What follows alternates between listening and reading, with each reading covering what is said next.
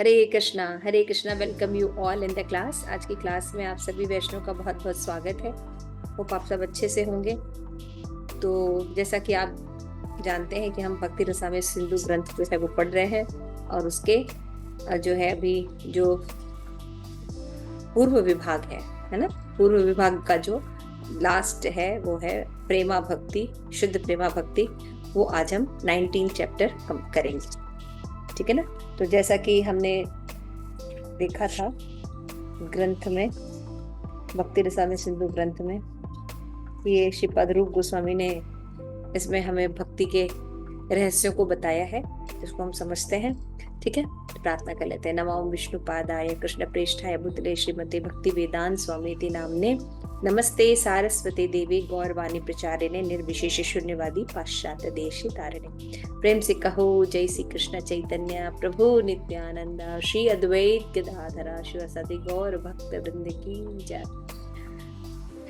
गौर प्रेमानंदे हरि हरि बोल। श्री चैतन्य मनोभीष्टम स्थापितम येन भूतले स्वयं रूप कदा मयि ददान्ति स पदान्ति। नाना शास्त्र विचारण निपुणो सद्धर्म संस्थापको लोकानां हितकारिणेति विभनो मन्यो शरणया करो।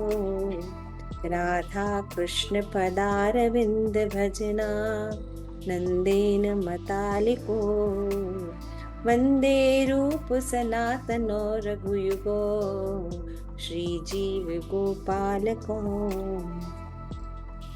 तो आज हम 19 चैप्टर करेंगे। तो जैसा कि हमने भक्ति रसामृत सिंधु ग्रंथ में देखा कि इसमें 4 जो है इसे सागर होते हैं, सागर के 4 दिशाएं होती है ना, पूर्वी, पश्चिमी, उत्तरी और दक्षिणी। तो पूर्व विभाग में हमने जो देखा था, तो पूर्व विभाग है, तो पूर्व विभाग में भी सब डिविजन्स है ना। उसमें क्या होता है, लहर, अलग अलग लहर के नाम दिए हैं। तो भक्ति रसामृत सिंधु के 4 साइड है ना, विभाग, और उन एक एक साइड में भी अलग अलग सब डिविजन। तो हम लोग ने पूर्व विभाग पढ़ा था सबसे पहले। तो पूर्व विभाग में सबसे प्रथम लहरी में हमने देखा था साधना भक्ति, है ना। ये साधना भक्ति क्या होती है, शुद्ध भक्ति की डेफिनेशन देखी थी, है ना। और उसमें हमने देखा था कि किस तरह से शुद्ध भक्ति के 6 लक्षण देखे थे, शुद्ध भक्ति की डेफिनेशन देखी थी, यानी उत्तमा भक्ति। और फिर उसके बाद हमने देखा था कि उत्तमा भक्ति की असाधारण तत्व, भक्ति में रुचि की प्रधानता, तर्क का अनादर। ओके, इसमें हमने देखा था कि उसके जो लक्षण देखे थे, लक्षण के बाद हमने भक्ति के, शुद्ध भक्ति के गुण देखे थे ना, 6 गुण, क्लेश अग्नि शुभता मोक्ष लुप्ता कृता, इसको हमने देखा था। तो ये हमने सामान्य भक्ति प्रथम लहरी में देखा था। और द्वितीय लहरी में हमने साधन भक्ति देखी थी। तो हमने देखा था कि भक्ति जो है, साधना भक्ति जो है वो 2 प्रकार की होती है, वैदिक भक्ति और रागानुगा भक्ति, है ना।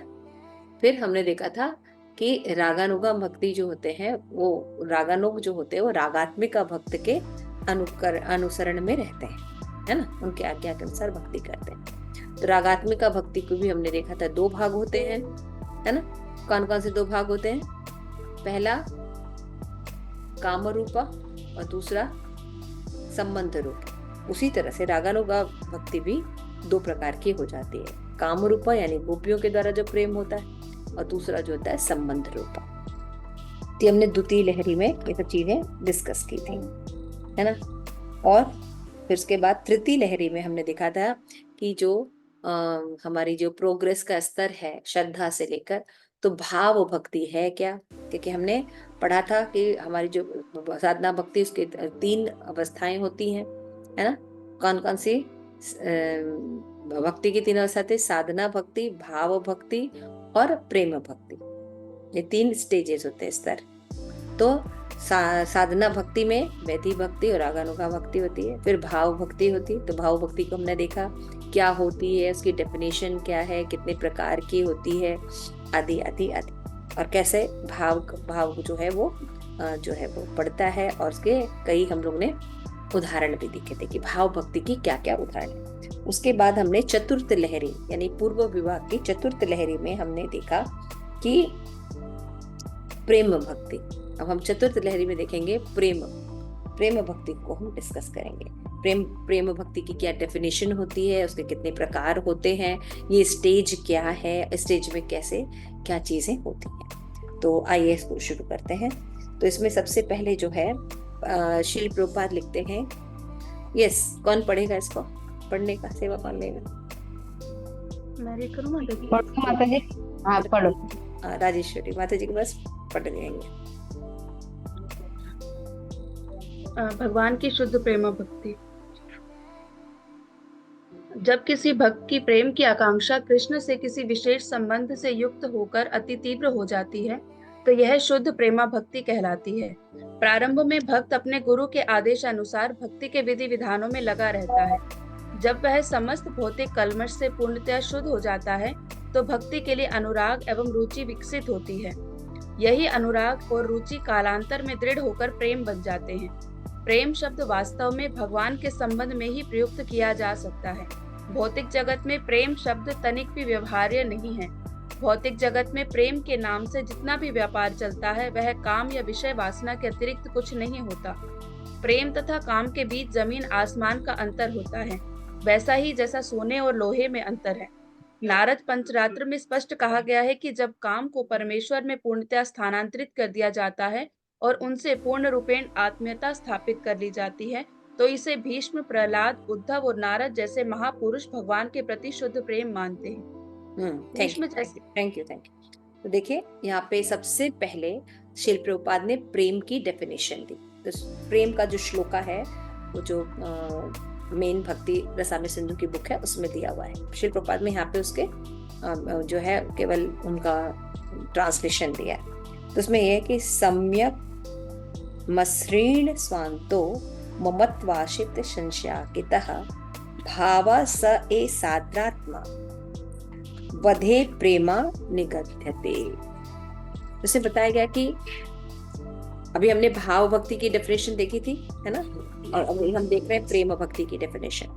तो जब भाव भक्ति में गाढ़ता आ जाती है और गाढ़ हो जाता है और उसके फलस्वरूप जो साधक का जो चित्त होता है वो क्या होता है, सम्यक रूप से द्रवीभूत हो जाता है ना।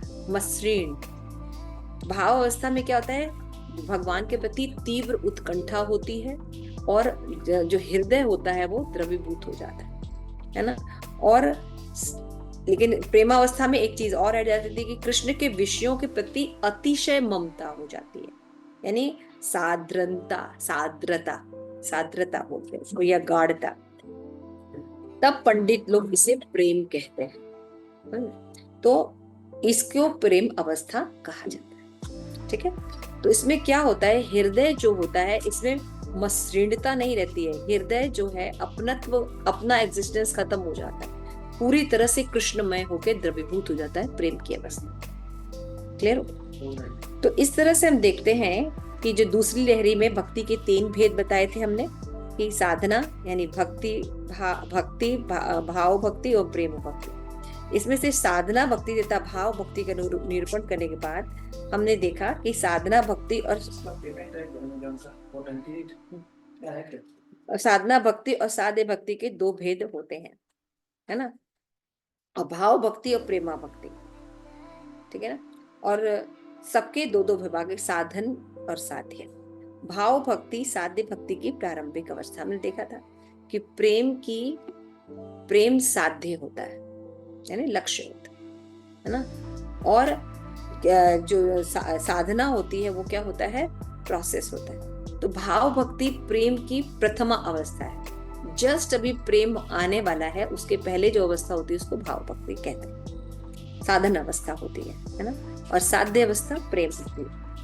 इस अवस्था में भाव भक्ति जो होती है परमानंद का उत्कर्ष संपादन करती, और प्रेम भक्ति का स्वरूप श्री भगवान की अलादनी संविक प्रधाना स्वरूपा शक्ति होती है। तो इस श्लोक में स्वरूप लक्षण क्या है, प्रेम का, जैसे कोई भी श्लोक पढ़ते हैं तो उसमें स्वरूप और तटस्थ लक्षण देखे जाते हैं। तो इसमें जो सांद्रता या गाढ़ता शब्द यूज किया जाता है, भगवान के प्रति अति साद्रता जो भाव है, ये जो होता है ये स्वरूप लक्षण होता है प्रेम का। और तटस्थ लक्षण क्या होता है कि चित्त की सम्यक द्रवीभूतता तथा कृष्ण के प्रति अतिशय ममता। हमने पढ़ा था ना, उत्कंठ, अति उत्कंठित रहता है भाव में, लेकिन चित्त में सम्यक द्रवीभूत भी हो अवस्था हो जाती है। तो ये दो चीज जो है इसमें बताई गई है वो है तटस्थ लक्षण। लेकिन स्वरूप लक्षण क्या है कि हृदय सांद्रता को प्राप्त होता है, बहुत घनीभूत भगवान के प्रति तीव्र प्रेम होता है, ममत्व होता है प्रेम में। उसमें जीव अपना भला बुरा नहीं देखता है। आशीलस सेवा पादरताम पिनष्टुमा अदर्शनाम मर्महताम करोतु वा यथा तथा वा विदधातु लंपटो मत प्राणनास्तु स एव नाभ। उसका सुख देने के लिए, उसको सुखी करने के लिए बस वही इच्छा होती है, और उसके सुख से उसको व्यक्ति को दुख भी होता है तो भी वो उसमें कोई दिक्कत नहीं आती। मतलब अपना वो उसको अपने लिए कोई परवाह नहीं होती प्रेम की अवस्था, वो सदैव तत् सुखी सुखित्वम हो जाता है। समझ में आ गया? तो जैसे आपने पढ़ा था कि भक्ति के 6 लक्षण पढ़े थे ना, तो हमने देखा था कि जब साधन अवस्था पे रहते हैं तो क्लेशग्नि और शुभदा जो जीव के अंदर उत्पन्न हो जाते हैं, है ना, क्लेशग्नि और शुभदा। और उसके बाद जब व्यक्ति जो है भाव अवस्था में आता है तो 2 लक्षण और ऐड होते हैं, कल हमने डिस्कस किया था। वो होते हैं मोक्ष लघुता कृता और सुदुर्लभा, है ना। तो भाव अवस्था जो होती है बहुत दुर्लभ अवस्था है। जनरली लोग ऐसे सोचते हैं कि ये बहुत इजीली प्राप्त हो जाता है, लेकिन ये इतना इजीली नहीं है, सुदुर्लभ है। क्योंकि हमने देखा था कि भाव अवस्था के लक्षण देखे थे ना, 9 लक्षण देखे थे। वो लक्षण जब परिपूर्ण मात्रा में होते तब कोई व्यक्ति भाव अवस्था तक आता है। तो सुदुर्लभा, ये 2 पॉइंट और ऐड हो जाते हैं। और प्रेम अवस्था में अभी 2 पॉइंट और ऐड हो जाएंगे, है ना। ऊपर के वो 4 रहेंगे, लेकिन साथ में 2 चीजें और डेवलप होती हैं। भाव अवस्था तक जीव जो है वो प्रयास करता है कि भगवान उसकी तरफ आकर्षित हो, लेकिन प्रेम अवस्था में भगवान जीव के प्रति आकर्षित होते हैं, है ना। तो 2 चीजें और ऐड हो जाती है, साद्रानंद विशेषात्मा और श्री कृष्ण आकर्षणे। ये 2 जो लक्षण है ये प्रेम अवस्था में ऐड हो जाते है ना। तो इसमें रति क्रमशः घनीभूत होकर, ऐसे बताया जाता है, आचार्य हमारे बताते हैं कि प्रेम अवस्था हो सकता है, हमको लगता हो कि इतना आदो श्रद्धा साधु संग इतना पढ़ने के बाद फिर प्रेम अवस्था आती है ना। लेकिन भक्ति में प्रवेश करने के लिए प्रेम अवस्था तो प्रथम लक्षण है, उसके बाद और भाव डेवलप होते हैं, है ना। जैसे स्नेह, मान, प्रणय, राग, अनुराग भाव और महाभाव। महाभाव जो होता है वो टॉप मोस्ट अवस्था होता है। तो सांख्य जनरली क्या होता है, जो सांख्य योग में कैसे बताया जाता है कि यदि कोई उपादान कारण है तो अपनी पूर्व अवस्था को त्यागता है, तब कार्य रूप में परिणत हो जाता है। जैसे मान लीजिए, एक होता है निमित्त कारण, एक होता है उपादान कारण।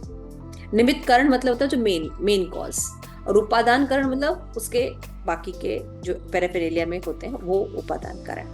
जैसे कि दूध से दही बनाना, है ना, तो दूध क्या हो जाएगा, कौन सा कारण होगा, उपादान की निमित्त कारण क्या होगा, निमित्त कारण होगा माता जी। हाँ, निमित्त। दूध जो है, दही कब बनेगा, जब वो अपनी पूर्व अवस्था दूध को त्याग देगा तब दही बनेगा, है ना। ऐसा ही होता है ना भौतिक जगत में, कोई भी चीज अगर नई रूप में परिणित होती है तो अपनी पूर्व अवस्था को त्याग देता है। लेकिन आध्यात्मिक जगत में ऐसा नहीं होता है।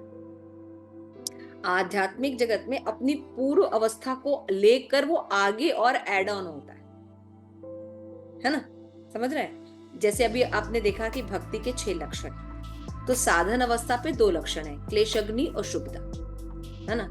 लेकिन साधन के बाद भाव भक्ति में जब 2 लक्षण ऐड होते हैं, इसका ये मतलब नहीं कि क्लेशग्नि और शुभदा जो है वो चला गया, वो भी रहता है, लेकिन साथ में 2 चीजें और ऐड हो जाती, मोक्ष लघुता और सुदुर्लभा, है ना। तो पूर्व अवस्था को त्यागने की जरूरत नहीं पड़ती। भगवत कृपा में जब वृद्धि होती तो सभी चीजें इंक्लूड रहती। ये विशेषता है आध्यात्मिक जगत की। जैसे आपने पढ़ा कि किस तरह से सृष्टि का निर्माण हुआ ना, आकाश है ना, वायु, आकाश, अग्नि, जल, ये सब जब आपने पढ़ा था पंच तत्व, इसका जो डेवलपमेंट होता है, तो जब एक चीज उत्पन्न होती है वायु में शब्द, है ना, तो फिर उसके बाद आकाश के बाद जो नया तत्व जो वायु सॉरी आकाश में शब्द, और उसके बाद जब वायु की उत्पत्ति होती है तो उसमें एड ऑन होता जाता है ना, एक दूसरे के बाद स्वरूप रूप तक ऐड होता जाता है ना, गंध है ना, रूप, ये सब ऐड होता चला जाता है। ये नहीं कि हाँ पृथ्वी तक आते आते सभी तत्व रहते हैं, पृथ्वी में रूप भी होता है, गंध भी होता है, पढ़ा है ना आपने, है ना। तो ये होता है आध्यात्मिक जगत में। तो इसको मैं पढ़ देती हूँ ताकि आपको समझ में आए कि रति अपनी अपनी पूर्वावस्था को त्याग कर प्रेम अवस्था को प्राप्त नहीं करती। हर स्तर पर हर एक की पृथक स्थिति अक्षुण्ण रहती है। श्री कृष्ण की अचिंत्य शक्ति के प्रभाव से पूर्व अवस्था का त्याग किए बिना ही भाव प्रेम रूप से प्रकाशित होता है। तो भाव में अगर कोई व्यक्ति आता है तो उसकी जो पूर्व अवस्थाएं होती हैं, श्रद्धा, साधु संग, भजन क्रिया, ये रहती हैं, ये और गाढ़ हो जाती है। तो कहने का क्या मतलब है, जो नवधा भक्ति की प्रोसेस है, श्रवण, कीर्तन, विष्णु स्मरणम, अर्चनम, वंदनम, दास्यम, साख्य, आत्मनिवेदनम, यही प्रक्रिया रहती है।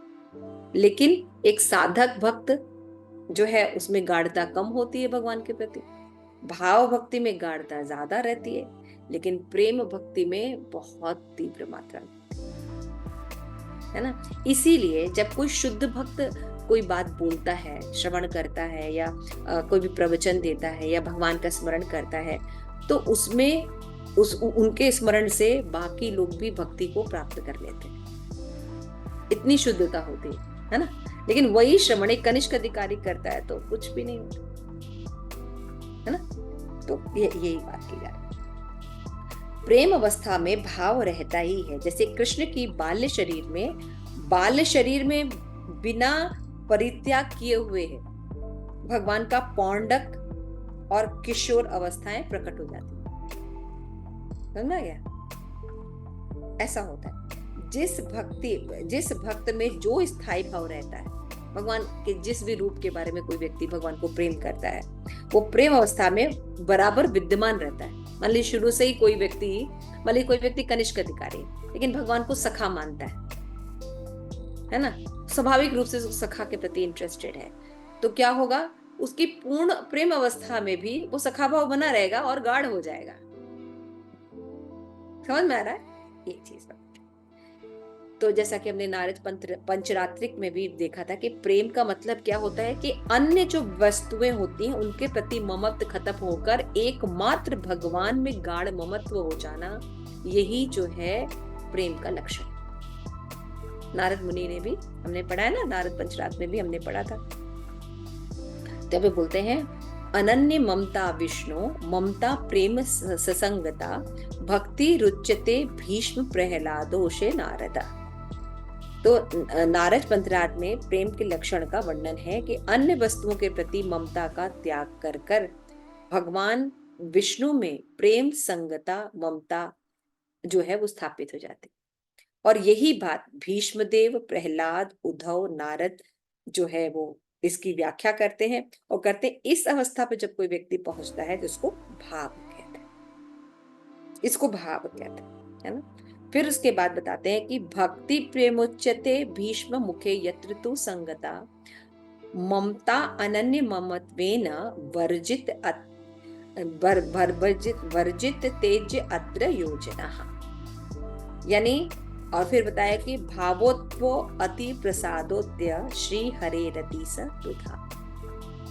तो इसमें क्या बता रहे हैं कि जहां कृष्ण में देह और गे आदि रहित ममता संगत होती है, श्री कृष्ण में अनन्य ममता ही प्रेम कहलाती है। यही भाव में जब भगवान के प्रति और अनन्य ममता, भगवान को छोड़ के और कोई ममता नहीं होती है और ये बहुत तीव्र और गाढ़ी अवस्था में होती है, इसी को प्रेम कहते हैं, है ना। और ये प्रेम जो है दो प्रकार का होता है। पहला होता है भाव से उत्पन्न प्रेम और दूसरा भगवान की कृपा से उत्पन्न प्रेम। ठीक है, तो यहाँ पे देखिए, यहाँ पे लिखा है, तो यहाँ पे श्रील प्रभुपाद का जो भी हमने पढ़ा तो उसमें ये भी यही पढ़ा ना कि जीव की शुद्ध, देखिए प्रभुपाद ने फर्स्ट 2 लाइन में ही डेफिनेशन दी है शुद्ध भक्ति की, कि जब किसी भक्त का प्रेम की आकांक्षा कृष्ण से किसी विशेष संबंध से युक्त होकर अति तीव्र हो जाता है, मतलब संबंध होता है, सखा होता है, वात्सल्य होता है, माधुर्य होता है, कोई भगवान के साथ रिलेशन होता है। क्लियर हो रहा है? भगवान के साथ रिलेशन होता है, लेकिन ये रिलेशन कैसा होता है? बहुत तीव्र ममता होती है इसमें, है ना। इसमें फिर और किसी के लिए जगह नहीं होती है, उसमें भगवान ही सब कुछ होते हैं। ऐसी भक्ति जब होती है और बिना अहेतु की होती है तो वो शुद्ध प्रेमा भक्ति कहलाती है। ठीक है, इसमें और किसी के लिए ममत्व नहीं होता। तो इसमें श्रील प्रभुपाद कह रहे हैं कि जैसे हमने पहले पढ़ा कि वैदी भक्ति होती है, फिर रागानुगा भक्ति होती है, फिर भाव भक्ति होती है, फिर प्रेम भक्ति होती है ना। तो यदि कोई मान लीजिए वैदी भक्ति करता है केवल, है ना, और कुछ आगे विकसित नहीं करता, और भाव विकसित नहीं करता, तो विधि विधान का पालन करने से प्रेम भक्ति पालन प्राप्त नहीं हो सकती, प्रेम भक्ति प्राप्त नहीं हो सकती। क्लियर हो गया? उसी तरह से जब कोई व्यक्ति रागानुगा भक्ति कर रहा है, लेकिन रागानुगा भक्ति करते करते किसी रागात्मिका भक्त के संग में नहीं, उसका अनुसरण नहीं कर रहा है, तो भी वो कृष्ण प्रेम प्राप्त नहीं कर पाए, है ना। और यहाँ पे बताया जा रहा है कि देखिए, यहाँ पे बताया गया भौतिक जगत में जो हम प्रेम बोलते हैं, एक्चुअल में प्रेम होता ही नहीं, ये सारा स्वार्थ होता है और काम वासना होती है। हर व्यक्ति दूसरे व्यक्ति को भोगता है, तो यहाँ पे प्रेम नहीं होता। जब यही प्रसंग भगवान के लिए जीव और भगवान में युक्त किया जाता है तो उसको प्रेम कहा जाता है। क्लियर हो गया?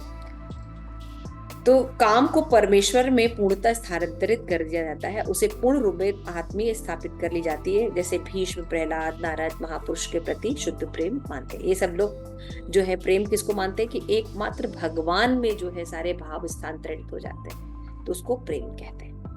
उसके बाद हमने देखा था कि ये जो ममत्व है, इसमें ये शुद्ध भक्त 2 अवस्थाओं में भगवान में स्थानांतरित होते हैं, यानी प्रेमावस्था के आप समझ लीजिए 2 प्रकार होते हैं। अगर किसी को भाव से प्रेम में जाना है तो 2 तरह से उसको जाना पड़ेगा।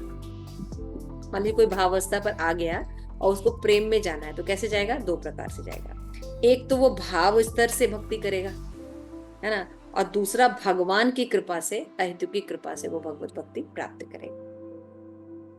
क्लियर हो रहा है? तो यहाँ पे बता रहे थे कि जो भाव भक्ति से होता है उसको कहते हैं वैध भावोत्थ्य, है ना, वैध भावोत्थ्य भक्ति। तो इसमें कहते हैं कि भैव भावक या वैधि भक्ति के साधन से उत्पन्न प्रेम का वर्णन किया गया। उसी प्रकार जो व्यक्ति अपने प्रिय भगवान का व्रत रूप से ग्रहण करके नाम कीर्तन करता है, कीर्तन से अनुराग उत्पन्न होता है। इस अनुराग के फलस्वरूप वो लोक उपेक्षा से रहित होकर उच्च स्वर में कभी हंसता है, कभी रोता है, कभी चिल्लाता है, कभी उन्मत्त व्यक्ति की तरह नृत्य करने लगता है ना। अभी जैसे कि हम भी टेम्पल में जाते हैं, अभी हम लोग को नृत्य करने को कहा जाए तो हम लोग हाथ उठाने में भी शर्म का महसूस करेंगे, या आसपास देखेंगे कोई देख तो नहीं रहा है तब तो हम हाथ उठाते हैं, है ना। तो इस तरह से वाह्य जो है वो हमारे अंदर चेतना रहती है, लेकिन जब हम प्रेम की अवस्था में होते हैं तो हमें कोई बाह्य चेतना नहीं रहती। जीव अपने आनंद के गाढ़ता में रहता है। तो जैसे श्रवण आदि भक्ति के अंतरंग अंग हैं, उनका अनुष्ठान करने से भाव उदित होता है, और अतिशय निष्ठा और आसक्ति सहित उन अंगों का अनुष्ठान निरंतर करने से ये भाव जो है गाढ़ता एवं परम उत्कर्ष को प्राप्त होता है ना। जब चित्र द्रवीभूत होता है और श्री कृष्ण में अत्यंत ममता बुद्धि जागृत होती है, तब ये भाव ही प्रेम में बदल जाता है। साधना भक्ति वैदी एवं रागानुगा 2 प्रकार की होती है। अतः भावोत्पत्त प्रेम भी 2 प्रकार का होता है ना। भाव से जब हम प्रेम में जाते हैं तो 2 प्रकार से जाते हैं, वैध भावोत्थ प्रेम और रागानुगी भावोत्थ प्रेम। वैध भावोत्व प्रेम और रागानुगीय भावोत्व प्रेम। तो श्रीमद् भागवतम में जो वैध भावोक्त प्रेम का उदाहरण मिलता है, तो व्रत रूप में भक्ति का अनुष्ठान ही वैदी भक्ति का सूचक है। प्रिय शब्द से श्री कृष्ण के ममत्व का सूचना मिलता है। जब कहा जाता है किसी में जात अनुराग से अतिशय ममता प्रकाशित होती है, कहते जात अनुराग है, इस अवस्था में वो हंसता है, रोता है, चिल्लाता है ना। और वैध भाव में प्रेम का ही ज्ञापन करता है। ठीक है, तो एक एग्जाम्पल आगे चल के श्रीमद् भागवतम में दिया गया कि वैदी भक्ति के पालन के, अभी बताया ना कि दो तरह से कोई भाव से प्रेम में जा सकता है। एक तो भाव को आगे विकसित करके प्रेम में जा सकता है, और दूसरा अगर भगवान की अहेतु की कृपा हो जाए तो कोई व्यक्ति किसी भी अवस्था में प्रेम को प्राप्त कर सकता है। तो भाव से जब प्रेम में जाते तो क्या होता है, इसे प्रमाणिक गुरु के निर्देशन में शास्त्र में दिए गए भक्ति का विधि विधान पालन करके भाव की प्रबलता पूर्वक विकसित किया जा सकता है ना।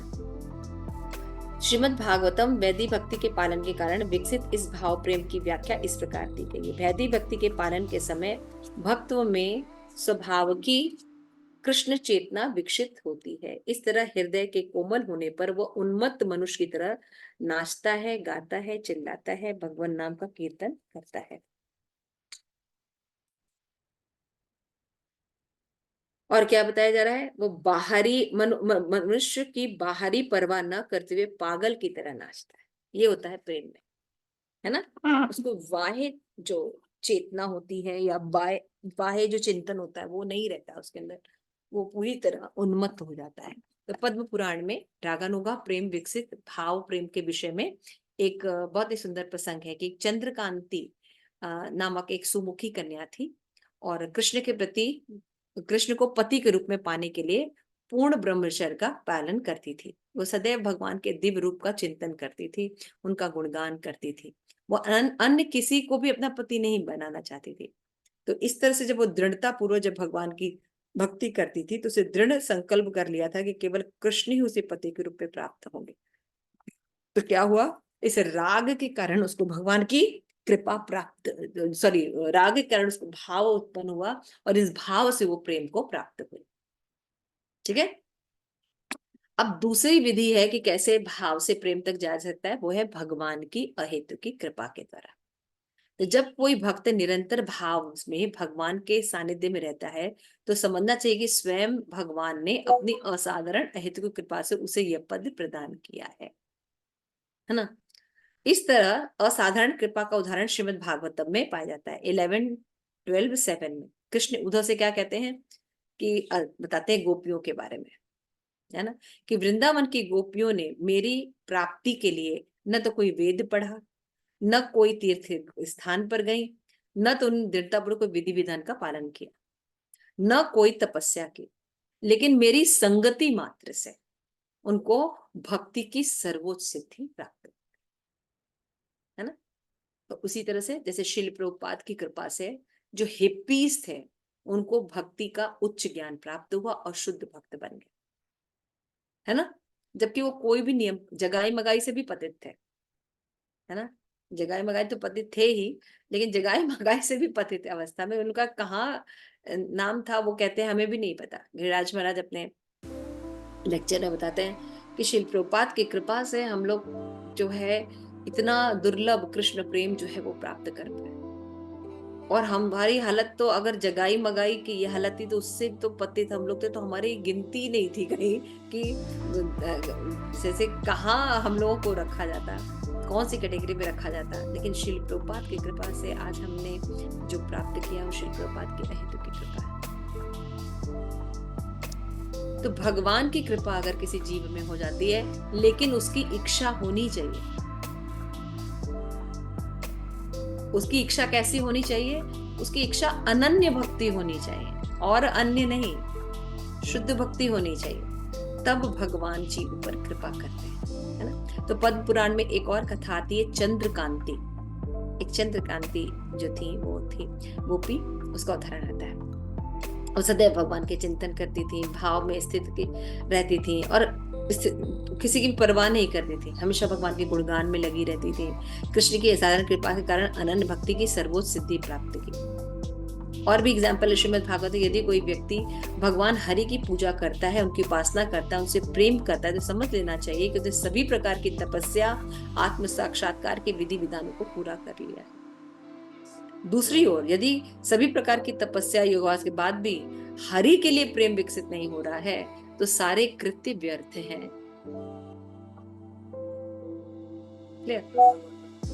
तो ये हुआ भगवान की असाधारण कृपा के द्वारा किसी को भगवान का प्रेम प्राप्त हुआ। तो हमारे लिए सबसे बड़ी प्रॉब्लम है कि भैया हम लोग वैदिक भक्ति कर रहे हैं कि रागानुगा भक्ति कर रहे हैं कि भाव भक्ति कर रहे हैं कि प्रेम भक्ति कर रहे हैं। तो जनरली लोगों जो है वो डीप नॉलेज लेते नहीं है, तो फिर उनको लगता है कि जो यहाँ पे इस्कॉन में विधि विधान ही पालन होता है ना, वैदिक भक्ति का ही पालन होता है। लेकिन नहीं, ऐसा नहीं है। इस्कॉन जो है, श्री प्रभुपाद का जो मूवमेंट है, ये रूपानुग है। हम लोग रूपानुग है ना। हमारे आचार्य रूप गोस्वामी है, और रूप गोस्वामी है वो मंजरी है, गोपियों के अंडर में रहने वाले, डायरेक्ट अंडर में रहने वाले मंजरी है ना। यानी माधुरी प्रेम की टॉप मोस्ट अवस्था में वो लीडर है, हमारे जो आचार्य हैं। तो विधि विधान का पालन इसलिए किया जाता है ताकि हम सहजिया ना हो जाए, है ना। इसीलिए मैंने बोला था कि हम लोग जो विधि विधान का पालन करते हैं, ये रागानुगा उन्मुख होती है। और हमारे जो आचार्य हैं वो रागात्मिका भक्ति यानी माधुर्य प्रेम में है।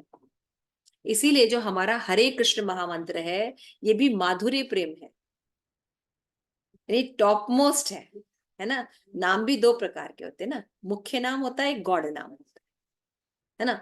भगवान के मुख्य नाम जैसे परमेश्वर, ये सब नाम जो होता है, परमात्मा, ये सब क्या है, मुख्य नाम। सॉरी, मुख्य नाम और गौड़ नाम। मुख्य नाम शायद है गोविंद, गोपाल, ऐसे करके, मैं शायद कंफ्यूज कर रही। मुख्य नाम है और गौड़ नाम है, तो परमात्मा है, ये सब जो नाम होता है, ये जो गौड़ नाम होते हैं, इसके नाम के भी मंत्र है ना। लेकिन जो हरे कृष्ण महामंत्र है, इसमें सीधे, उसमें ओम वगैरह नहीं होता, इसमें भगवान का नाम सीधे है, और सबसे पहले राधा रानी, हरे कृष्णा, है ना, बीज मंत्र है, सीधे भगवान को पुकारा जाता है। तो ये क्या है, माधुर्य रस का, ये मंत्र ही माधुर्य रस का है। तो जैसे कभी कभी जैसे जैसे हम लोग पढ़ते हैं, कोई भी चीज पढ़ते हैं आध्यात्मिक जगत में, तो हमें नॉलेज नहीं होता, हम पढ़ते हैं, फिर हमको पढ़ते पढ़ते लगता है काश ये उच्च अवस्था थी ना रागानुगा, इसमें हम होते तो कितना अच्छा होता, ऐसा मन में भाव आता है। तो आप रागानुगा नहीं, आप तो प्रेम की उत्कृष्ट अवस्था में, माधुर्य प्रेम में भी आप दो रस होते हैं। पता है किसी को माधुर्य प्रेम में दो रस कौन कौन से होते हैं?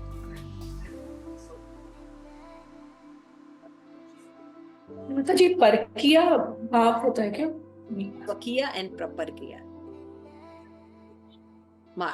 माधुर्य में भी दो रस होते हैं, स्वकीय और प्रक्रिया, परक्रिया। तो स्वकीय में क्या होते हैं, जो भगवान की पत्नियां हैं, 16,108 द्वारिका की रानियां, यानी भगवान के साथ विवाह संबंध है, तो वो भी माधुर्य रस है, लेकिन वो परकीय भाव। इससे भी तीव्र प्रेम होता है स्वकीय भाव, सॉरी वो स्वकीय भाव है जो रानी की सॉरी जो कृष्ण की जो रानियां हैं वो स्वकीय है ना। ये भी माधुर्य रस में ही है, लेकिन इससे भी तीव्र जो प्रेम होता है वो होता है परकीय भाव। परकीय भाव में क्या होता है, विरह होता है, भगवान के प्रति विरह होता है। तो जैसे होता है स्वकीय भाव में कि आप मेरे पति हैं, इसलिए आपको मेरा पालन करना ही होगा, है ना। लेकिन जो गोपियां थी, विवाह नहीं किया, तो पालन करो या ना करो कोई दिक्कत नहीं है, लेकिन हम तुम्हारे हैं, है ना। तो फिल्मों में तो दिखाता है, लेकिन हमारे हीरो जो होते हैं वो तो सब मटीरियल होते हैं, नॉर्मल इंसान भी नहीं होते। तो ये प्रेम का सारा लक्षण जो है, जब भगवान पर होता है, तब जीव जो है सुख का अनुभव करता है। लेकिन हमारी दिक्कत क्या है कि हम फॉल्स जितने भी लोग हैं इनमें लग जाते हैं, क्योंकि ये सब यही दिखाते हैं, यही हमें दिखाते हैं कि ये हमसे बहुत प्रेम करते हैं, है ना। गुलाब का फूल लेके पहुंचे होते हैं सब लोग हमारे पास, है ना, हर कोई हर रिलेशन पहुंचा होता है हमारे पास, लेकिन ये चाह के भी हमें प्रेम नहीं कर सकता, ये चाह के भी हमें प्रेम नहीं कर सकता। तो प्रेम केवल भगवान करते हैं, है ना, भगवान जी के साथ करते हैं। तो जो चंद्रकांति थी ये भी ऐसे ही प्रेम करती थी और भगवान के प्रति भाव रखती थी। तो जो मेरा ये सब बताने का मतलब था कि उससे भी ऊपर का रस क्या है, परकीय भाव, है ना। तो हमारे जो आचार्य हैं वो परकीय भाव, है ना, रूप गोस्वामी परकीय भाव। तो हमारा जो मंत्र है वो महामंत्र है, यानी टॉप मोस्ट है, यानी गोलोक धाम में ही एंट्री होगी हमारी। लेकिन हम वैदी भक्ति का क्यों पालन करते हैं कि हम सहजियाना बन जाए, है ना। तो हमारी जो भक्ति होती है वो वैदी भक्ति रागात्मिका भक्ति उन्मुख होती है। क्लियर हुआ ना। तो आप बोलेंगे माता जी कैसे, हम तो सुबह से शाम तक विधि पालन कर रहे होते हैं और आप करा रही होती हैं, है ना। तो सबसे पहले आप मंदिर जाते हैं मंगला आरती तो क्या गाते हैं, संसार हाँ, राधिका माधुर्य लीला गुणरूप प्रतीक्षणा स्वादन लोलुपस्य निकुंजयो नो रतिकेली सीधे। कहाँ बात हो रही है या इसलिए हमारे जो प्रार्थनाएं हैं, अगर हम ये अपनी प्रार्थना ठीक से गाए जो शिल प्रभुपाद ने हमें दिए हैं, तब भी हम भगवत धाम चले जाएंगे। क्योंकि ये प्रार्थनाओं में जो प्रार्थना की जा रही है वो क्या की जा रही है, निकुंजयो नो रतिकेली सिद्धे ययालि भीर्यु प्रपिक्षणीय तत्रादि दक्षा तति वल्लभस्य वंदे गुरु श्री चरण मार। तो कहाँ वैदी भक्ति है ये तो कृष्ण प्रेम कैवल्य भक्ति है भगवान की। समझ में आ रहा है। तो ये कभी भ्रम नहीं करना चाहिए कि हमारे यहाँ बहुत विधि विधान है, नहीं। हमारे आचार्य विधि विधान को इसलिए रखते हैं कि हम सहजिया ना हो जाए। लेकिन हमारे जो रूप गोस्वामी है वो कौन है, मंजरी भाव। हमारा जो महामंत्र है वो माधुरी रस में है। तो हम जाएंगे भी तो वो गोलोक ही धाम जाने वाला है, हमें कहीं नहीं जाना है ना। तुम्हारे आचार्य बिल्कुल जो बेस्ट है, इसके ऊपर नहीं हो सकते, वही रस हमें मिला है। और शील Prabhupada best, Prabhupada express best है। आप बस बैठे रहिए, उतरिएगा मत। तो हमें हर चीज मिली हुई है। और हम जैसे ऐसा होता है, जैसे कभी कभी आप पढ़िए तो आपको लगता है काश हमारे पास, आपको ऑलरेडी है, बस आपको खबर नहीं की गई है। अभी आप जैसे जैसे पढ़ेंगे खबर होगी तो आपको पता चलेगा कि you are in best, everything आपको बेस्ट दी गई है, इसके ऊपर है नहीं कुछ। तो इसलिए जो लोग मिशन छोड़ के जो है ऐसे गुरु के पास चले जाते हैं जो स्वरूप लक्षण पहले ही बता देते हैं, है ना, बिना बिना हृदय को शुद्ध किए अनर्थ निवृत्ति हुए उनको उनका स्वरूप बता देते हैं। तो उन गुरुओं के प्रति हम ज्यादा जो है अपने आकर्षण दिखाते हैं, तो क्या होते हैं, हम सहजिया बन जाते हैं, हम कहीं नहीं पहुंच पाते। तो भगवान की जो प्रेम है, इवन भाव अवस्था को बोला जाता है सुदुर्लभ है, बाय नेचर ही सुदुर्लभ है। इतने तक आने में बहुत मुश्किल है। भगवान ने भी कहा है बहुना नाम जन्मनानंते ज्ञानवान मा प्रपद्यन्ते, है ना। तो ये अवस्थाएं बहुत ऊंची अवस्थाएं हैं। सबसे पहले भक्ति में प्रवेश करना ही बहुत मुश्किल है। तो ये सब चीजें बहुत आराम से समझना चाहिए। इसलिए जो कृष्ण भक्ति है इस तरह शिल प्रभुपाद ने बताई है। तो शिल प्रभुपाद ने कहा कि भगवान की असाधारण कृपा से भी कोई भाव से प्रेम की ओर बढ़ जाए, लेकिन असाधारण कृपा करने के लिए भी व्यक्ति को इच्छा तो होनी चाहिए, है ना, कि हम किस संबंध में भगवान को प्रेम करना चाहते हैं। तो भगवान पे उस संबंध को गाढ़ता प्रदान करते हैं। यहाँ पे बोलते हैं कि अगर रागानुगा आकर्षण है, जैसे भगवान में असाधारण कृपा बताई जाती है, तो दो प्रकार की होती है। अब मान लीजिए कोई रागानुगा भक्ति में है, पहले अभी क्या पढ़ा हमने, वैदी भक्ति, है ना, वैदी भक्ति कर रहा है व्यक्ति, लेकिन अगर उसको संग मिल जाए, कुछ हाँ अच्छे भक्तों का संग मिल जाए, या उनको जैसे रुक्मणी आदि में आसक्ति हो जाए, तो वैकुंठ लोक को चले जाएंगे, है ना। उसी तरह अगर कोई रागानुगा भक्ति कर रहा है और कोई दो प्रकार करे, तो वो भी भाव भक्ति को, सॉरी, प्रेम भक्ति को प्राप्त कर सकता है। सबसे पहले उसको ये समझना होगा कि भगवान की महानता के प्रति आदर होना चाहिए। भगवान कैसे महान है ये समझना होगा उसको। It is very important. इसके लिए उसको पूरा समझना होगा कि भगवान की सृष्टि कैसे हुई, क्या है भगवान, क्या है, तत्वतः नॉलेज होना चाहिए भगवान के बारे में। और दूसरा होना चाहिए कि किसी वाय हेतु के बिना कृष्ण के प्रति स्वतः आकर्षण होना चाहिए उसका। ऑटोमेटिक प्रेम होना चाहिए, स्वतः आकर्षण होना चाहिए, है ना। शासन नहीं होना चाहिए कि कोई शासन होगा तब हम भक्ति करेंगे, उसका स्वतः आकर्षण होना चाहिए। अगर रागानुगा भक्ति में ये दो चीजें डेवलप हो जाती हैं, तो ये बताते हैं नारद पंचरात में कि भगवान की महानता के प्रति आदर होने से मनुष्य को भगवान के प्रति स्नेह एवं स्थिर प्रेम प्राप्त होता है। देखिए भगवान कैसे महान है ये समझना बहुत जरूरी है ना। जैसे अभी सचिन तेंदुलकर है, उसकी फोटो लगे या वो व्यक्ति सामने खड़ा हो, तो लोग कितना उसको विश करते हैं ना, उसके ऑटोग्राफ लेते हैं, उससे फोटो खिंचवाते हैं। क्यों? क्योंकि वो उन्हें जानते हैं कि इसने इतनी सेंचुरी खेली है, देश का नाम इतना किया है ना, उसके बारे में जानते हैं कि कितना महान क्रिकेटर रहा है।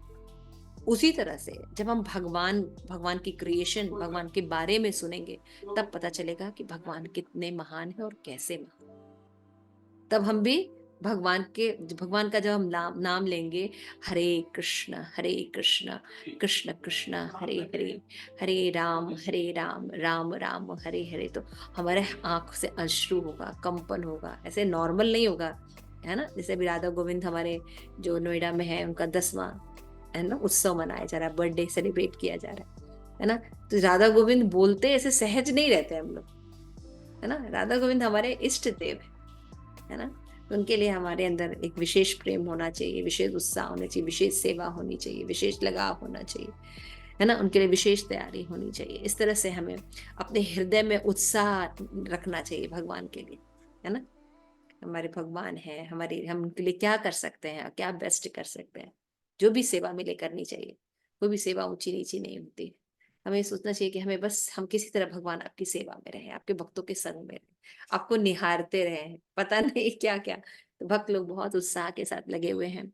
और हमने भी आपको जो कैरिकुलम है वो भेजा हुआ है। कोशिश कीजिए अगर आप यहाँ पे हैं तो श्रीमद् भागवतम क्लास जरूर अटेंड कीजिए।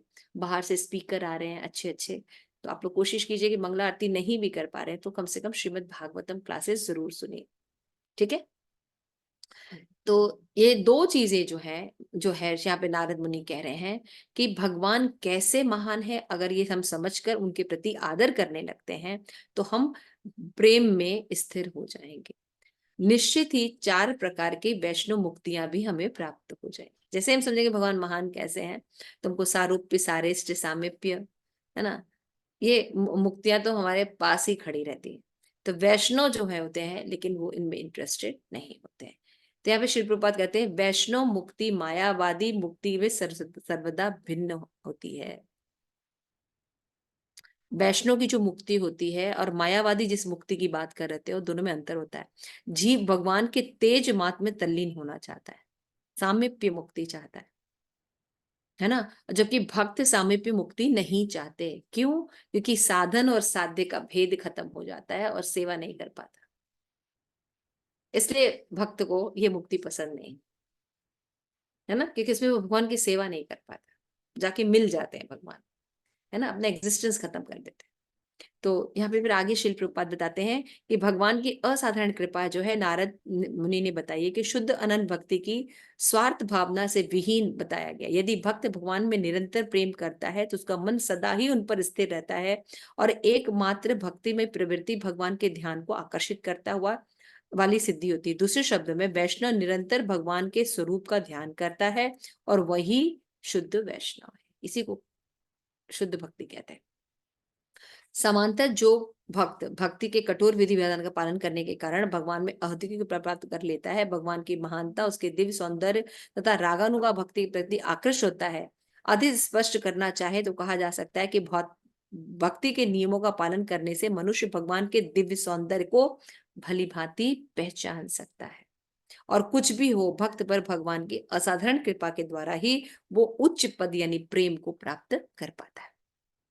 क्लियर हो गया कि हमको सहजिया नहीं बनना है, हमें एक परंपरा के गुरु का दीक्षा लेकर उनके द्वारा बताए गए विधि विधानों का जब हम पालन करते हैं तो फिर हमारे अंदर राग उत्पन्न होता है, और उन रागात्मिका भक्त के पद छाया में रहने पर हम भी जो है भगवान के प्रेम को प्राप्त कर सकते हैं।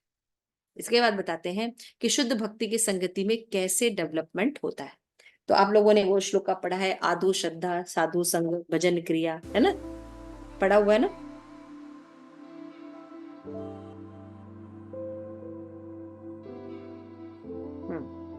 तो यहाँ पे श्लोका दिया है, आधो श्रद्धा तद साधु संग भजन क्रिया तथो अनर्थ निवृत्ति स्यादो निष्ठा रुचि स्थिता अथात शक्ति ततो भावस्थ प्रेमा उद्भुत उच्यति साधका नामाय प्रेमाण्य माधुर्य भाव भवे। क्रम से हम जो है एक एक जो स्तर पर जाते हैं। तो सबसे पहली जो अवस्था होती है वो होती है श्रद्धा, है ना। भक्ति में प्रवेश करने के लिए सबसे पहला स्टेज क्या होता है? प्रणय राधिका श्रद्धा, है ना। तो माधुर्य कादंबनी आप याद कीजिए, श्रद्धा जो होती है दो प्रकार की होती है ना। एक होती है स्वभाव की, अपने आप ही लग जाती है, लेकिन दूसरी क्या होती है? बलपूर्वक लगाई जाती है ना। तो दो प्रकार की श्रद्धा होती है। ये श्रद्धा जब है, इसमें लिखा है कि सर्वप्रथम साधु संग कृष्ण भक्त का संग प्राप्त होता है, इस जन्म में हो और पूर्व जन्म में उसे शास्त्रों को सुनने का अवसर मिलता है। इसके बाद श्रद्धा पैदा होती है। श्रद्धा के बाद क्या होता है? साधु संग, और फिर भजन क्रिया की रीति जो है वो हो जाती है ना। श्रद्धा होती है, श्रद्धा जब स्वाभाविकी हो जाती है, पहले तो शासन के हिसाब से होती है ना। गुरु और शास्त्र का शासन होता है, फिर हम श्रद्धा की थोड़ा थोड़ा करते हैं। फिर उसके बाद जब हम साधु संग करते हैं तो साधु संग हमें क्या कराते हैं? भजन क्रिया करा, है ना। तो भजन क्रिया के कौन कौन से स्टेजेस हैं? निश्चिता और अनिश्चिता, है ना। तो निश्चिता भजन क्रिया किसे कहते हैं? जब हमारी निश्चित भक्ति होती है ना, निष्ठा पूर्वक भक्ति होती है, ऊपर नीचे नहीं होती, वो बस निश्चिता भक्ति कहलाती है। और अनिश्चिता भक्ति क्या होती है? जब भक्ति कभी बहुत अच्छी होती है, घन होती है, कभी तरल होती है, कभी घन होती है तो तरल होती है। तो अनिश्चिता भक्ति के स्टेजेस होते हैं। कौन कौन से स्टेजेस होते हैं? उत्साहमयी, घन, तरल, बताया था ना।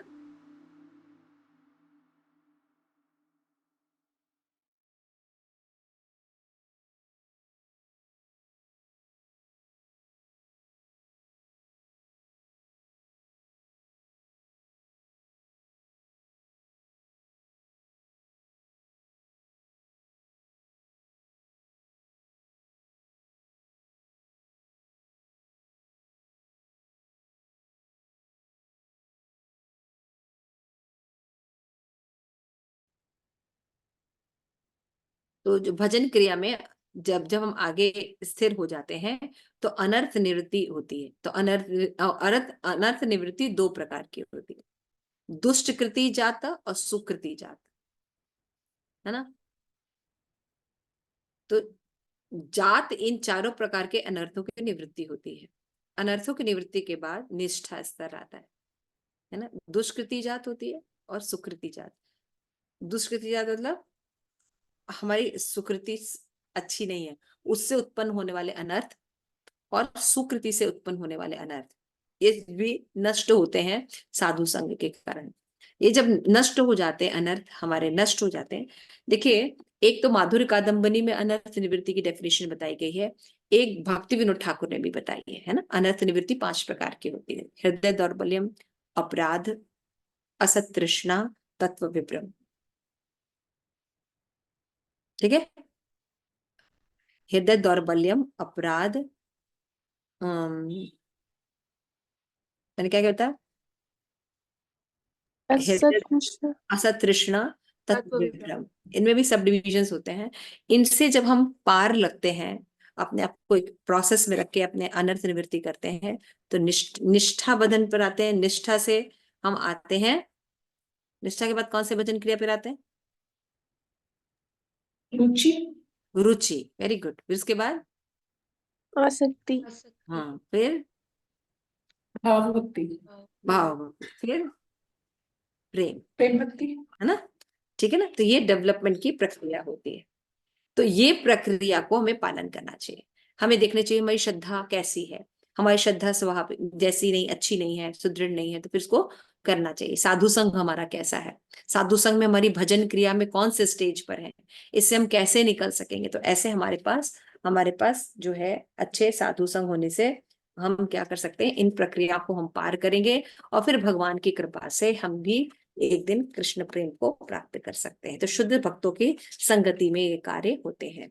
शिल प्रभुपाद जो है इसको पूरा बताते हैं, फिर बताते हैं केवल अति भाग्यशाली व्यक्ति को ही जीवन में ऐसी सफलता प्राप्त होती है कि वो भगवत प्रेम प्राप्त कर ले। ये बहुत दुर्लभ है।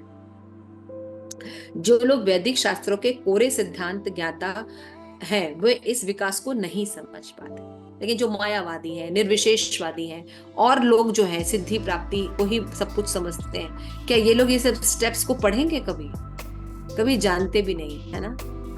कितनी कितनी बातें होती रहती हैं, दिन भर बाह्य बातें कितनी होती रहती हैं, और हमें कितना अंदर प्रवेश होकर अपनी मलिनता को स्वच्छ करके कृष्ण प्रेम तक जाना। तो हमने कभी कोई मैप भी नहीं बनाया, कोई रूपरेखा भी नहीं बना के रखी हुई। तो हम जब जानते ही नहीं किसी चीज के बारे में तो क्या करेंगे? तो हमारे लिए सबसे इंपॉर्टेंट चीज क्या है भक्ति में? शिल प्रभुपाद के ग्रंथों को पढ़ना बहुत इंपॉर्टेंट है। चैंटिंग के बाद शुद्ध भक्तों के संगति में रहकर शिल प्रभुपाद के ग्रंथों का निरंतर पढ़ना, ये बहुत इंपॉर्टेंट। जैसे एक बार पढ़ा, कितना समझ में आया? कुछ नहीं समझ में आया। इसको बारंबार पढ़ेंगे, तब थोड़ी थोड़ी बातें समझ में आएंगी, है ना? आप देखिए, इन सब बातों की हम लोग चर्चा भी नहीं करते। दिन भर खाली ये गाना, ये कीर्तन, वो प्रसाद, ये भोग, 56 भोग, इसी सब में हम लोग लगे रहते हैं, है ना? इन ग्रंथों को पढ़ना चाहिए। ये तीर्थ स्थान, वो उधर इधर, यही सब कर रहे होते हैं, पाए सब चीज कर रहे होते हैं। जब हम प्रभुपाद के ग्रंथों की सूक्ष्मता को पढ़ते हैं, उनके गंभीरता के विषयों को पढ़ते हैं और समझने की कोशिश करते हैं, तो हमारा जो वाय है वो भी निखर जाता है ना? हम फिर वो जो कार्य करेंगे वो भगवान की प्रसन्नता के लिए सारे कार्य, चाहे कीर्तन करेंगे, चाहे तीर्थ में भ्रमण करेंगे, चाहे भगवान के लिए भोग बनाएंगे, है ना, कुछ भी करेंगे, उसमें क्या आ जाएगा? भगवान की अनुकूलता या शुद्ध भक्ति। तब आपका वो कार्य ही आपको कृष्ण प्रेम दिला देगा, है ना? तो जैसे आप देखिए कि अभी क्या होता है, हम लोग भक्ति सोचते हैं, हम लोग ये कर ले, पहाड़ी चढ़ जाए, पूरा अग्नि में जल जाए कि क्या कर ले, भक्ति कर ले, तभी लगती है कि भक्ति की है ना? एकादशी निराजल रह ले, तभी भक्ति की है ना? आप भक्ति में देखिए, जो भगवान के शुद्ध भक्त लोग हैं, जैसे मैंने देखा कि ललिता देवी, उनकी क्या सेवा है?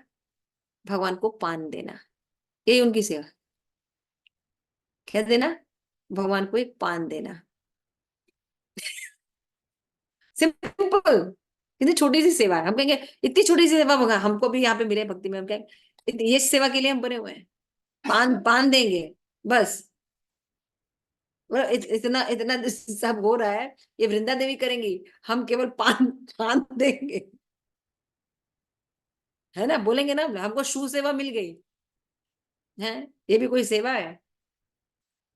करेंगे ना?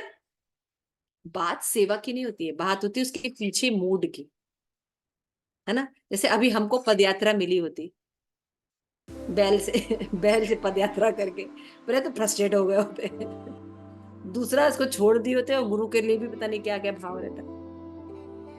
लेकिन जब भाव सही रहता है ना, तो गुरु महाराज जैसे लोग जो है वो पदयात्रा जैसी चीजों को भी कितना इंटरेस्टिंगली बनाकर उसको कृष्ण प्रेम में आगे बढ़ाने के लिए कितना सुंदर प्रदर्शन करते हैं, और लोग उनके प्रति वहां जाना चाहते हैं, उस पदयात्रा में शामिल होना चाहते हैं, रहना चाहते हैं, उसको इतना सुंदर ग्लोबलाइज करते हैं।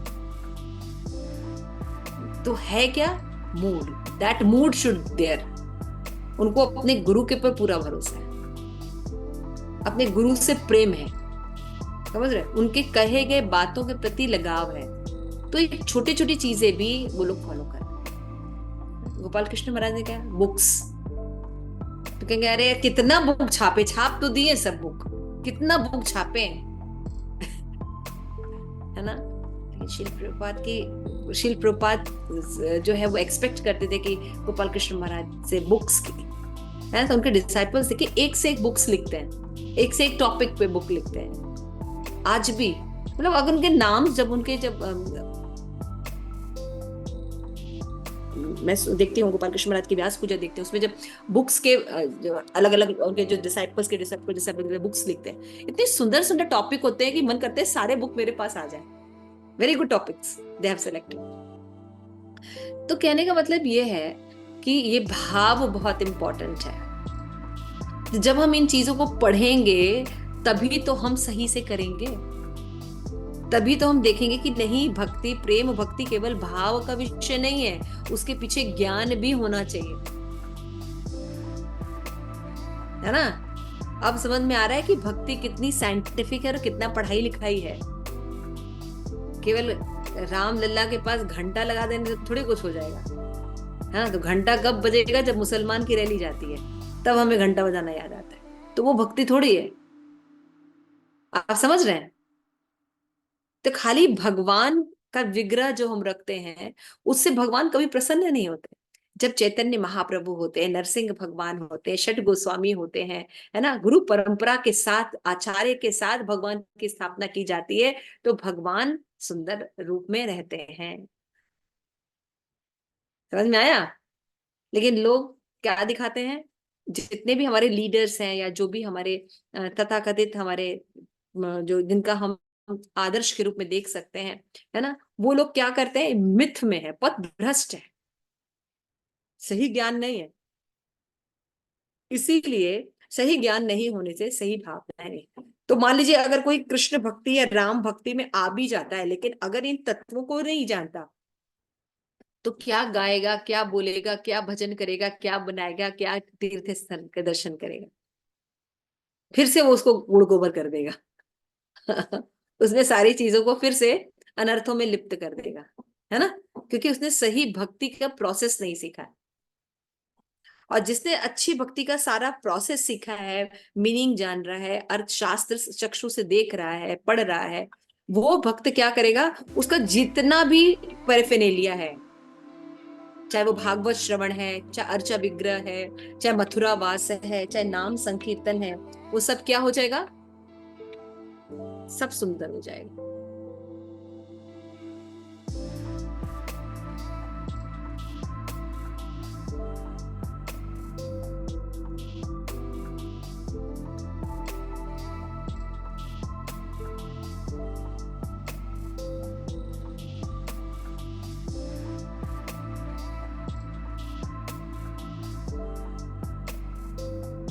तो इस तरह से शिव प्रभुपाद बताते हैं। उसमें नारद पंच शिव जी जो है वो बोलते हैं, हे महादेवी, तुम मुझे ये जान लो कि जो कोई भगवान भक्ति के प्रेम के भाव को विकसित कर लेता है, वो प्रेम के वशीभूत होकर फिर इस प्रेम के वशीभूत दिव्य आनंद में निरंतर मग्न रहता है, और शरीर या मन से प्राप्त होने वाले भौतिक सुख दुख की अनुभूति उसको नहीं होती।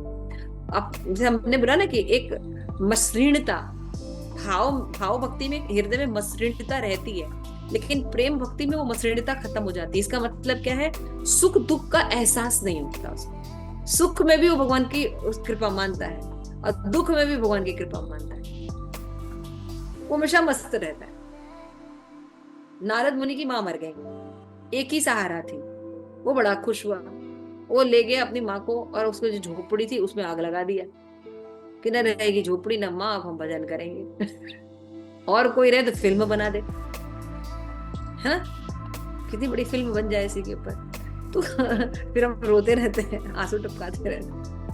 तो भक्त जब भगवान की भक्ति करता है तो जानता है कि भौतिक जगत के जो सुख दुख हैं, इनसे कोई ज्यादा मतलब नहीं है हमारा। जितनी भी चीजें हैं हमें सबको छोड़ना है। तो रिश्ते हो या रिश्ते ना हो, कोई फर्क पड़ता है? बल्कि जिनके रिश्ते नहीं है वो कम बंधन में रहेंगे, जिन हम लोग ने रिश्ते बना बना के रखे बल्कि और छोड़ने में दिक्कत है। समझ रहे? तो भक्त जो होता है सुख दुख की अनुभूति से ऊपर हो जाता है। फिर शिल प्रपात लिखते हैं, स्नेह तथा प्रेम व्यापार रूपी आदि वृक्ष की विभिन्न शाखाएं हैं जो नाना प्रकार के स्नेह प्रकट को प्रकट इसकी व्याख्या यहाँ नहीं हो पाएगी। इसका वर्णन सनातन गोस्वामी ने भागवतामृत में किया है। यद्यपि ऐसे स्नेह तथा प्रेम व्यापार का विषय अत्यंत गुह्य है, किंतु सनातन गोस्वामी ने इसका खुलकर वर्णन किया। शिल प्रपद यहाँ पे कहाँ तक का बता रहे हैं? निष्ठा, रुचि, आसक्ति, है ना। निष्ठा के बाद की जो बात है वो अभी ग्रंथों में नहीं बता रहे, सनातन गोस्वामी ने भागवतामृत नामक ग्रंथ उसमें दिया, क्योंकि ये सब, और जब ये इतनी ही बातें आपको प्रेम भक्ति देखिए इतना नहीं समझ में आ रहा, मैं बहुत कोशिश करके, जितना मेरी अल्प बुद्धि है, आप लोगों का रिक्वेस्ट था इसलिए हम थोड़ा सा पढ़ रहे हैं, अदरवाइज तो ये सब जो पता नहीं टॉपिक ही इतने हाई फाई है कि हम लोग क्या समझ पाएंगे, है ना। इस तरह श्री रूप गोस्वामी भक्ति रसामृत सिंधु के प्रथम भाग का समापन अपने कृत्य दिव्य सौंदर्य के प्रतिष्ठापक श्री सनातन गोस्वामी, गोपाल भट्ट गोस्वामी, रघुनाथ भट्ट गोस्वामी एवं रघुनाथ दास गोस्वामी को उनके दिव्य आनंद हेतु समर्पित करते हैं। इस कथन में से लगता है कि जब भक्ति रसामृत सिंधु लिखा गया था तब महान भक्त श्री जीव गोस्वामी सक्रिय नहीं हुआ। इस प्रकार भक्ति रसामृत सिंधु के प्रथम भाग का भगवान के प्रति भाव प्रेम के वर्णन तक, जिसे आगे और दिया जाएगा, भक्ति वेदांत संक्षिप्त अध्याय पूर्ण। तो यहाँ पे जो लास्ट श्लोक है वो शिल प्रपाद ये बताते हैं कि गोपाल रूप शोभाम दद्यपि रघुनाथ भाव विस्तारति तुष्यति सनातनात्मा प्रथम विभागे सुधा बुध निधे। यही यहाँ पे बताया गया है कि प्रथम जो पूर्व विभाग है उसका ये जो चतुर्थ लहरी है, जिसमें कि प्रेम भक्ति के बारे में बताया गया है, ठीक है। और लहरियां हैं, और भाग हैं, उनमें अलग अलग लहरियां हैं, उनमें और इन्हीं के बारे में बताया जाएगा। हमने देखा था कि भाव भक्ति में सारे लक्षण होते हैं, स्थायी भाव, संचारी भाव, व्यभिचारी भाव, है ना, और भी जितने चीजें सब आते हैं। तो इन्हीं को ये है क्या, इनके बारे में डिटेल में वर्णन आगे के अध्यायों में बताया गया। तो इस तरह जो प्रेम है ये भगवान दो प्रकार से होते हैं, एक भाव भक्ति के द्वारा प्रेम प्राप्त होता है, एक होता है कृष्ण की कृपा के द्वारा प्राप्त होता है, ठीक है। तो तुलसी आरती गाते तो भी हम गाते हैं ना, क्या गाते हैं? लास्ट लाइन के पहले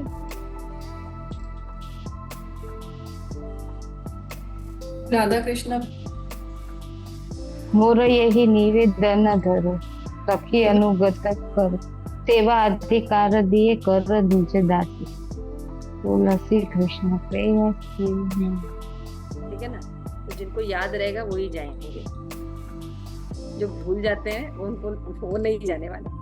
इसलिए हमें ज्यादा भक्ति अब पढ़ने की जरूरत नहीं है। हम जो सुबह से लेके जो शाम तक की जो प्रार्थनाएं है ना, अगर हम रोज भगवान को गाएं और भावपूर्वक गाएं, हम भगवत धाम चले जाएंगे। शिल प्रभुपाद की जय, भक्ति रसामृत सिंधु ग्रंथ की जय, निताई गौर प्रेमानंदे।